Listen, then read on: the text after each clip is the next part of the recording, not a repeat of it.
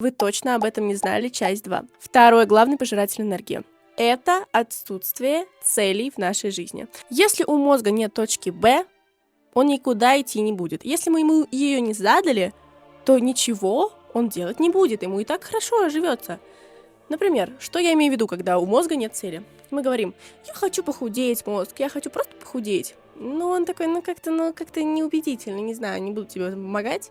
Когда мы говорим мозгу: я хочу похудеть к 31 декабря 2026 года на 5, на 10 килограмм, он такой: да, прям так, ладно, хорошо, давай работать вместе, я буду тебе в этом помогать, потому что вы показали ему вашу точку Б, и теперь он знает, куда вы вместе с ним идете.